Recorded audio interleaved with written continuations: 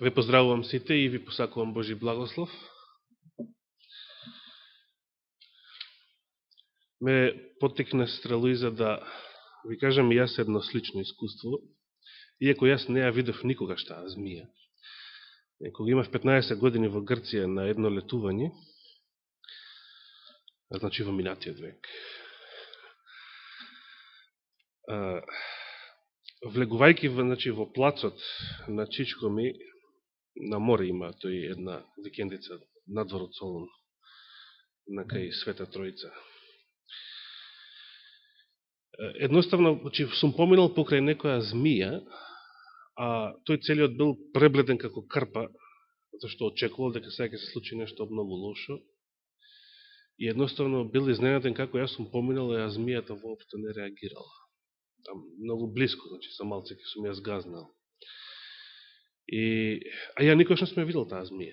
Значи, јас едноставно сум поминал, он беше сведок на такво нешто. Јас не ја видев змијата, изгледа веднаш таа си заминала по тоа. Меѓутоа беше изненаден како ништо не се случило. И јас тогаш не бев верник, меѓутоа постои некој што ја знае иднината. А кога бев верник, еднаш во селото Глумово, ми се случи искуство да влегувам во дворот на еден албанец, кој што беше долгогодишен пријател на татко ми. Инаку тој албанец и мене многу ме почитуваше заради верата. Тој студирал исламска теологија во Саудиска Арабија, кога бил млад. Инаку. И едноставно влегувам во неговиот двор, а тука има неколку кучиња, бидејќи човекот има и добиток, и живина, има се, значи, таму, како селанец. И јас влегов во дворот, среде дворот, и го викав него да излезе, викав да искочи било кој, и тој излезе пребледен како крпа. И јас чудам зашто е толку блед и толку исплашен. И кога се симна ми кажа, овие мои кучиња се тренирани веднаш штом ке влезеш во дворот да ти срипаат. И јас се чудам зашто тоа сега не го направиле. Многу интересно. Самиот домакин на кучињата изненаден. Јас знаев што било причината, зашто тогаш не срипале. А ја знаете и вие, се разбира. Нека овие искуства не подсетат дека и во овие денови во кои што денес живееме, постојат искушенија и ќе постојат и уште поголеми, да не заборавиме дека секојаш постои некој кој што се грижи за нас и кој што сака да бидеме спасени, кој што сака да ни помогне. Едноставно, се што треба е да веруваме и да чекориме по неговиот пат. Денес на Денот на мртвите ќе продолжиме со нашата тема, четвртиот дел од Доктрина. Минатата сабота видовме дека некои основни доктрини во природните науки, поточно во физиката, го откриваат Бога, го откриваат Творецот, поточно. А денес ќе се позанимаваме со доктрината како поим во Светото Писмо. И на самиот почеток би поставил прашање, дали во Светото Писмо се споменува зборот доктрина? Се разбира, тој збор едноставно значи наука. Во нашите преводи се споменува на многу места како наука. Значи, можеме и да прочитаме неколку такви стихови. И јас би сакал на почеток да ги прочитаме сите, и сите што имате Библија, ќе ме повикам заедно со мене да прочитаме неколку библиски стихови кои што се однесуваат на оваа тема. Знаете, денес живееме во време кога во протестантскиот свет особено и во лажниот екуменизам постои една парола, едно уверување, не е битна доктрината, битно е Христос, не е битна доктрината. Со други зборови, христијаните се свесни дека имаат различни доктрини, дека врз основа на доктрината не можат да се обединат сите верски деноминации, а бидејќи сакаат некако да се обединат, па велат, ај, не е важна доктрината, важен е Христос. Дали е тоа исправно? Дали можеме да го имаме Христа без неговата наука? Дали тоа можно? Тоа е оксиморон. Што кажал самиот Христос на оваа тема? Ајде започнеме со некои познати зборови. Марко 7.7. Може и Матеј 15 глава, 9 стих, но 7.7 е полесно за паметење. Евангелие по Марко 7.7. Самиот Господ вели, но напразно ме почитува, зашто проповеда што? Човечки повелби, човечки заповеди, човечки науки, велат некои други преводи. Значи, може ли да го почитуваме Христа без неговата наука? Ајде видиме сега други стихови на оваа тема.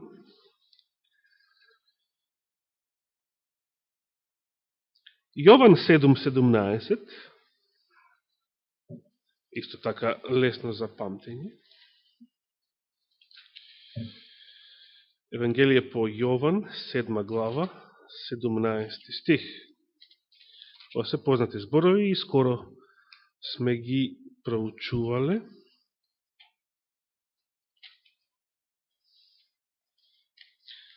Што им вели Господ на евреите? И ако некој сака да ја врши волјата негова, чија? За кого зборувам тука? Претходниот стих вели, тогаш им одговори Исус и рече, учењето мое или мојата наука, или ако би збореле латински, како, например, кога педерите ги нарекуваме хомосексуалци, а нема потреба да зборуваме латински, зашто? Мојата наука, моето учење не е мое, вели Христос. Значи, мојата доктрина, кога би зборуваме латински, не е моја, туку на оној што ме прати. И сега што вели? И ако некој сака да ја врши волјата негова, чија? На оној што го пратил Исуса. Ке разбере дали е ова учење, дали е оваа наука од Бога, или јас самиот од себе зборувам. Видите, многу интересно. Божиот син кој што се знаел, не се повикува на својот авторитет. Може ли некој доктор на 10 степен, значи не доктор, доктор до бесконечност, да се споредува со знаењето што го има Божиот син? Не може да се споредува. Не постои човечко знаење, човечка наука, која што може да биде поголема од знаењето на Божиот син. Па сепак Божиот син не се повикувал на својот авторитет. Значи, треба да ја прифатите мојата наука затоа што е моја, туку затоа што е на оној што ме прати. Многу интересно. Со други зборови, каква наука прифаќаме, веруваме, учиме, проповедаме и така натаму, има голема важност во нашиот живот. Дали е сеедно што веруваме, како веруваме и така натаму. Се разбира, не е сеедно. Треба да го прифаќаме она учење кое што доаѓа од Бога. Зошто е тоа така? Ќе видиме и во следните проповеди на оваа тема. Да прочитаме уште некои стихови.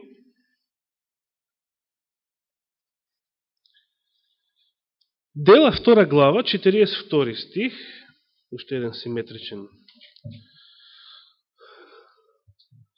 број, 242. Дела 2 глава, 42 стих.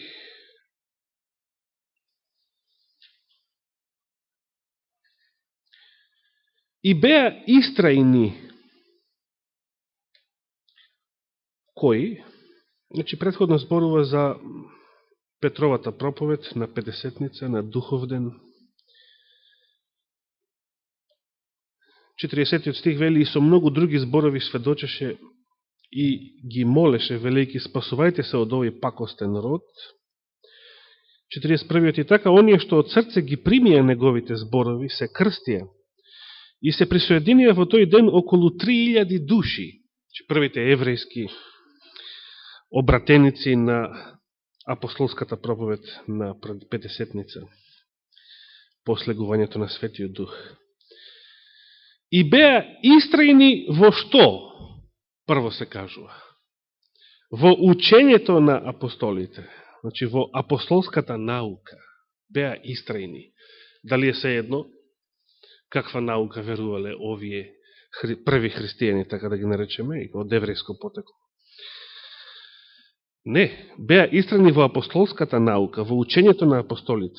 И потоа се вели во заедничкиот живот, во прекршувањето на лебот и во молитвите.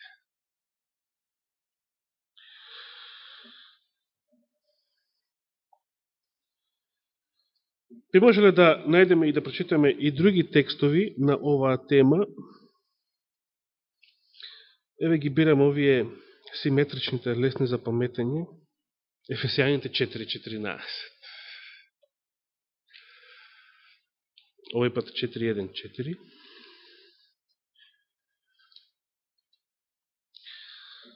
Значи има неколку стиха познати, кои што апостол Павле дава предупредување во врска со тоа каква наука се верува или треба да се верува, или да не се верува. Што имаме во Ефесијаните 4 глава, 14 стих. Та да не бидеме веќе мали деца, што ги лула и занесува секој ветар на лажните учења. Преку што? Преку човечките заблуди. Во лукавството на измама кон заблуда.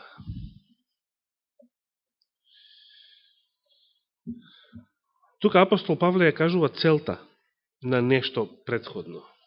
Да не бидеме мали деца што ги лула и занесува секој ветар на лажната наука.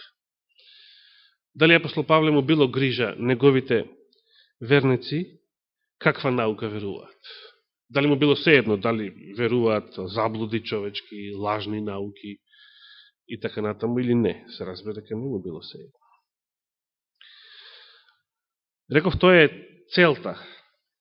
А на кој начин некој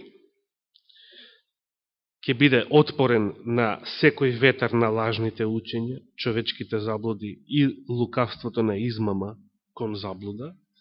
Затоа зборуваат предходните стихови, почнувајќи од 11-тиот. Ќе ги прочитам малку подоцна. Ќе се вратиме, значи, на овој текст и на оваа глава во Ефесијаните 4. Само да прочитам некои стихови во посланијата до Тимотеј. Уште два текста пред да се вратиме кај Ефесијаните. Прво послание до Тимотеј 4.16.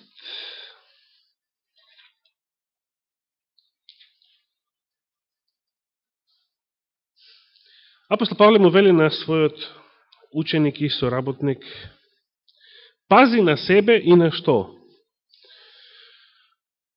На учењето, вели овој превод, на науката, на доктрината, вели англискиот превод. Па потоа вели: биди истраен во тоа, зашто ако постапуваш така, ќе се спасиш и себе самиот и оние што те слушаат. Значи, на некој начин, според овие зборови, спасението зависи од вистинската наука. Зависи ли не? Се разбира да. Самиот Господ што кажал, ќе запознаете вистината и вистината ќе ве ослободи. Јован 8 глава. Во истата глава вели, ако синот ве ослободи, дори тогаш на вистина ќе бидете слободни. Логично бидејќи тој самиот за себе рекол на друго место, јас сум патот, вистината и животот. Спасението зависи од науката, затоа што само вистината спасува. А со други зборови, само вистинската наука спасува. Вистината е многу повеќе од наука, вистината е личност, меѓутоа не може да се има заедница со таа личност ако се има лажна наука, ако се има ерес. Едноставно тоа не е можно. Според тоа и спасение не е можно во ерес, во лажна наука.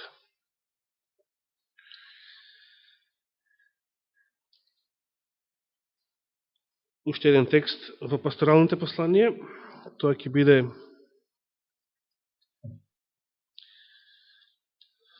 второто послание до Тимотеј,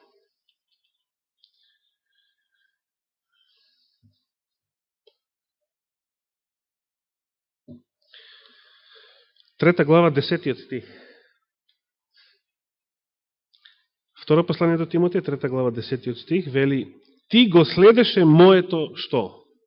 Учење на прво место, значи мојата наука, а потоа поведение, целта, верата на мојата великодушност, љубовта, трпеливоста, па ги споменува понатаму с неговите прогони, страдања и така натаму, кои што се случиле на многу места во, тука споменува некои места во денешна Турција. Но на прво место, Тимотеј го следел, го прифатил учењето, науката на апостол Павле. А која била таа наука? Дали апостол Павле сам ја измислил таа наука? Дали тоа била некоја негова докторска дисертација? Не. Апостол Павле зборува дека неговата наука не била ништо друго, туку Евангелието на Исуса Христа, таму во Галатјаните 1 глава, што самиот Господ му го објавил. И сега да не должам понатаму, навистина има многу стихови кои што зборуваат за исправното учење, за важноста на исправната наука.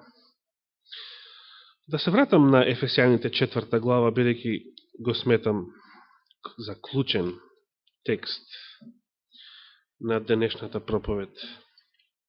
Ефесијаните 4 глава ќе почнеме да читаме од 11 стих. Ефесијаните 4 глава од 11 стих.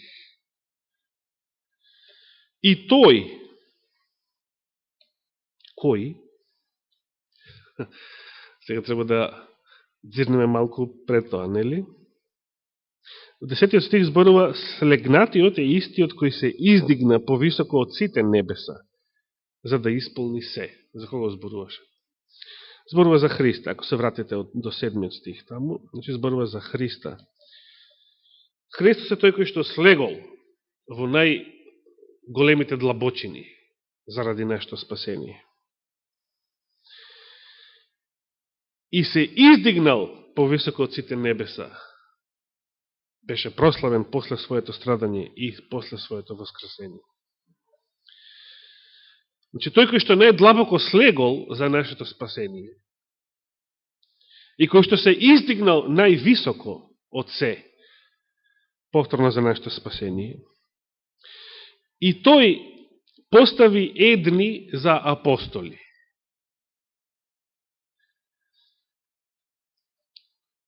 други за пророци, трети за евангелисти се вели, или буквално на македонски јазик благовестители, вели овде православниот превод. Четврти, за пастири и учители. Значи, до сега што имаме? Кои црковни служби се тука споменати? Апостоли, пророци, евангелисти или благовестители, пастири и учители.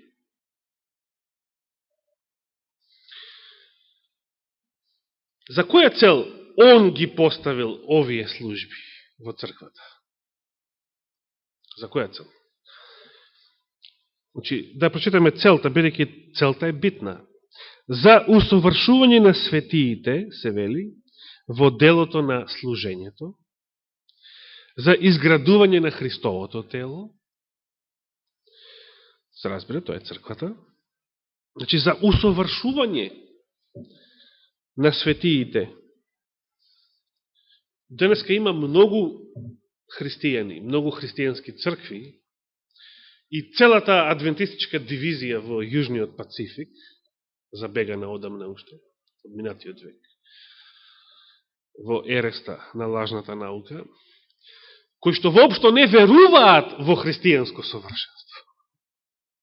Тука апостол Павле зборува за усовршување на светиите, како за цел, зошто Господ поставил апостоли, пророци, евангелисти, пастири и учители во црквата. Според тоа, оние што воопшто и не веруваат во христијанското совршенство, значи не веруваат ни во Христовата заповед, бидете совршени, како што е совршен мојот Отец. Тие воопшто немаат вистинска наука. Тие се веќе завеани или залулани со ветар на лажна наука. Од кого се завеани или залулани?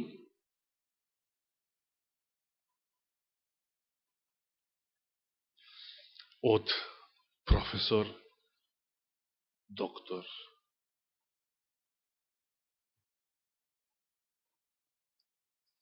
доктор.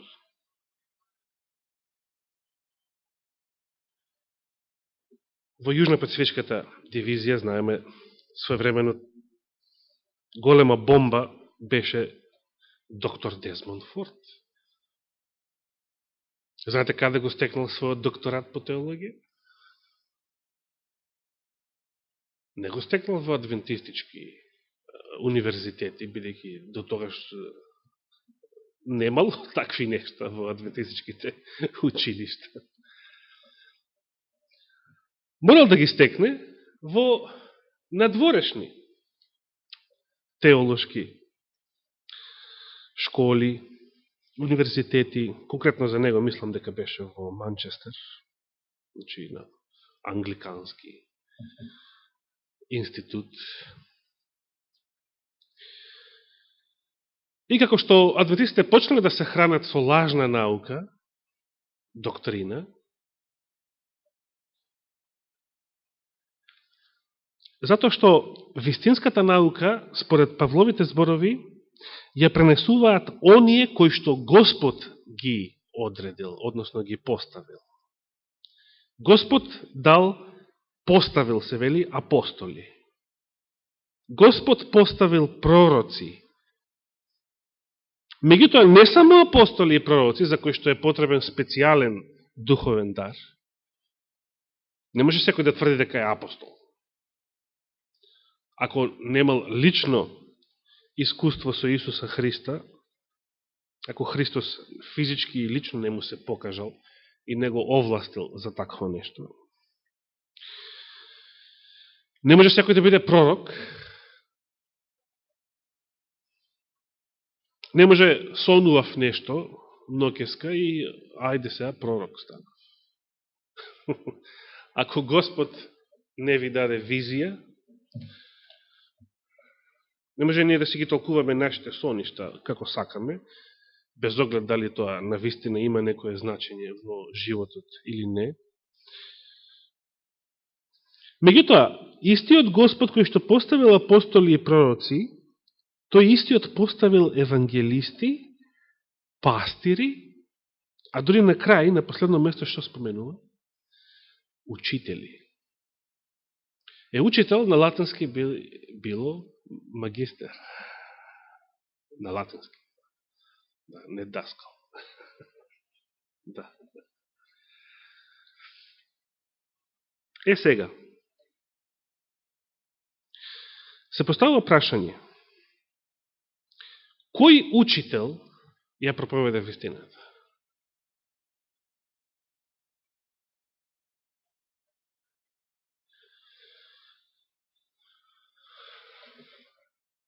Реков, еднаш во Северноамериканската дивизија, денес треба да се биде магистер по теологија, за да се биде проповедник во Адвентистичката црква.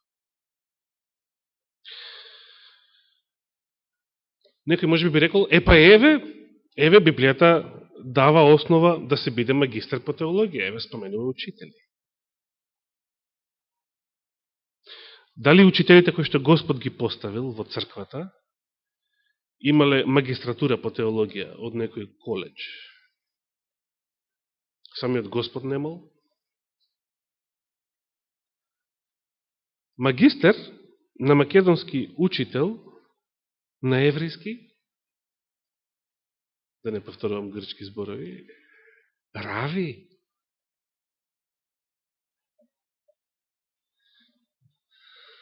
Кој се на Христа му се обраќал со рави? Се сеќаваме? Обичниот народ го признавал Христа за рабин, за учител. Што би рекле муслиманите, оџа.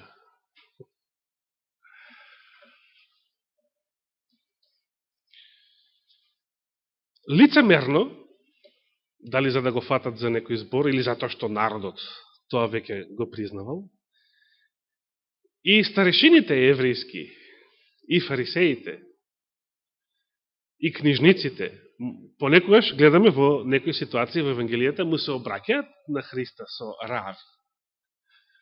Учителе, да му даваме данок на Цезарот или не, и така натаму. Меѓутоа, да беше само до нив, да се прашуваа само тие никогаш не би го признале Христа за рабин. Зошто? Зборував пред месец дена. Од истите причини од кои што Јован Крстителот исто така не сакале да го признаат. Затоа што тој не поминал низ нивните теолошки школи. Читавме во Духот на пророкството исто така дека Господ не сакал Јован да помине низ рабинските теолошки школи. Зошто не сакал? Зошто Елена Вајд во времето на Алфа отпадот ги повикувала адвентистите од незиното време да не ги праќаат своите деца во Адвентистичкото теолошко училиште во Батл Крик.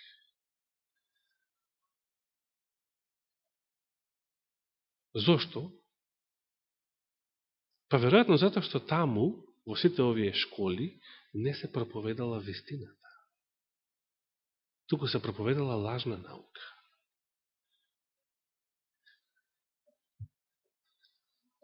Само оној учител ја проповеда вистината, кој што е поставен од кого?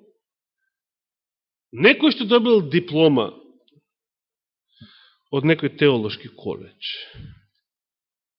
Туку кој што е поставен да биде учител, од кого? Кој што е оспособен да биде учител, од кого? Од Господ. Како ги оспособил Господ?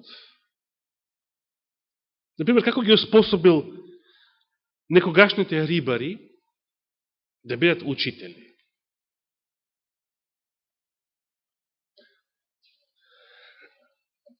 Кога овие рибари ја отвориле својата уста за да поучуваат,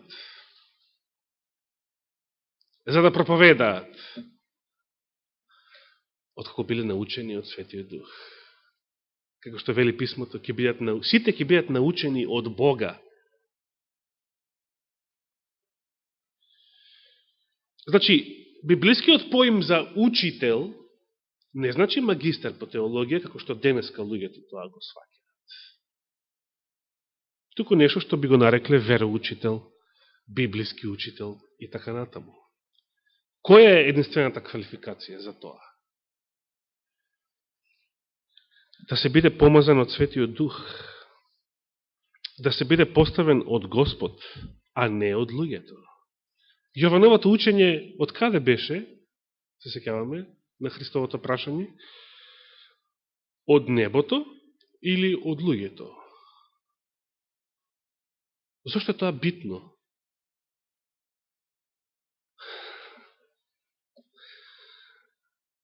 Зошто фарисеите не одговориле, па шо е тоа битно, од каде беше? Како некој денешен протестант. Да не ги ставам сите во иста вреќа. Но повеќето денешни протестанти. Па шо е тоа битно? А битно е. Битно е дали Јовановото учење беше од луѓето, значи од рабинските дипломи, или од Бога. И сега, зашто цело време звучам како да теолошките дипломи задолжително значат ерес?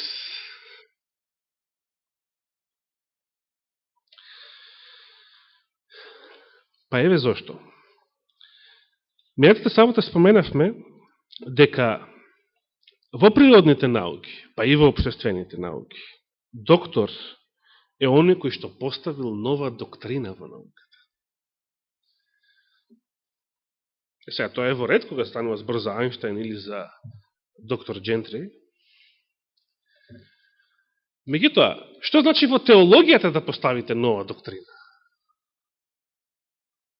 А таа да не биде откриена, да не биде дадена од Бога. Што значи во теологијата да се постави нова доктрина, ново учење, а таа да не е од Бога? Тоа се вика ерес. Во целата христијанска историја. Тоа е и може да биде само лажно учење. Зошто? Затоа што во теологијата, во богословието на македонски, или во науката за Бога, вистината доаѓа само од Него. Што рекол Мојсей?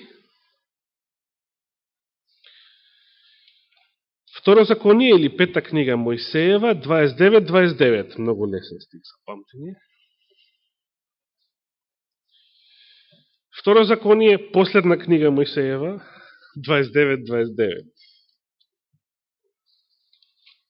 Многу убави зборови.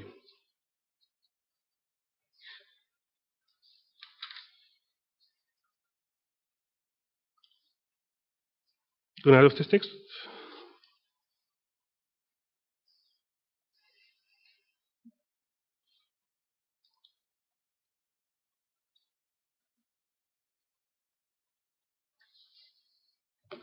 Тук има проблем со овој превод.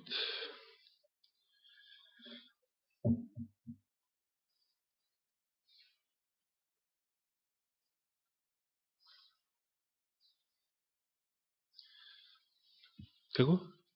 Да, не, прочите го, прочите го.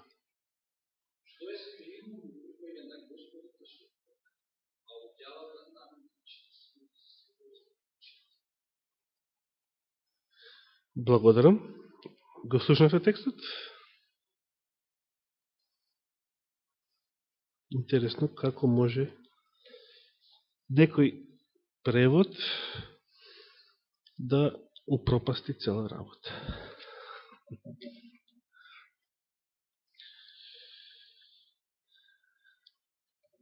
Мене ми се допаѓа онаа верзија која вели она што е тајно, она што е сокриено, му припаѓа кому? На Господа. Тука не постои 29 глава. Тука не постои 29 глава. Да.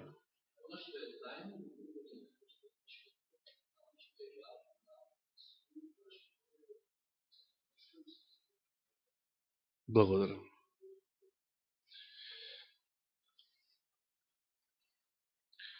Значи, во овој тука, ревидирам, ја нема цела 29 глава. Тој е реревидиран. Што да правите? МПЦ и се е можно. Но, одиме понатаму.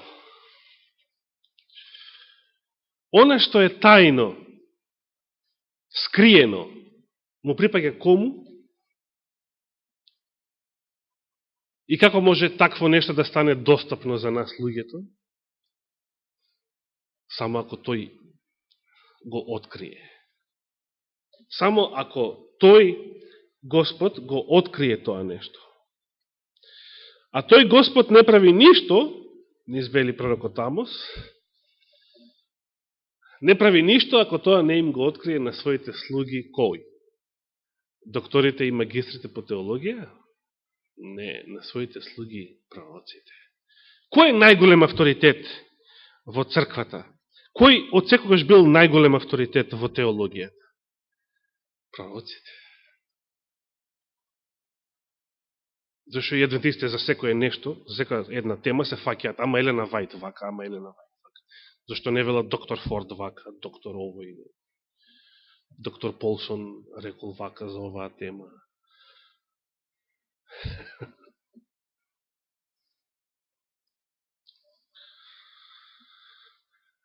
Пророците се авторитетот. Зошто? Зошто пророците, дури и да бил неписмен и необразован, како Елена Вајт, или со четврто деление, како некоја баба, да речеме, од нашите баби, зашто се најголем авторитет во црквата пророците? Затоа што преку нив Господ ја објавил својата, неговата наука.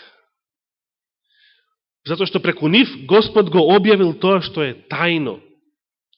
А ако Он не го објави, ако Он не ја открие тајната, ништо живо во Вселената не може да го открие.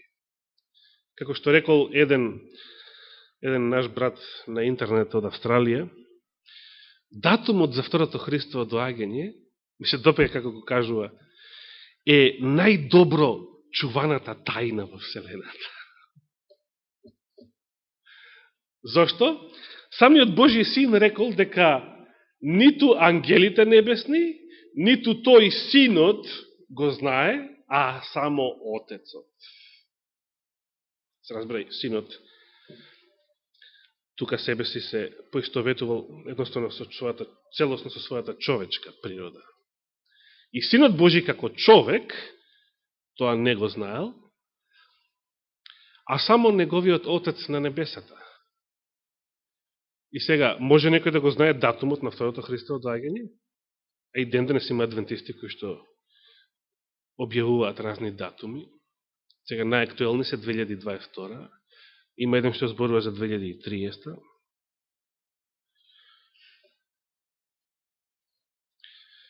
Не, ако Отецот тоа не го објавил, навистина никој не може да го знае.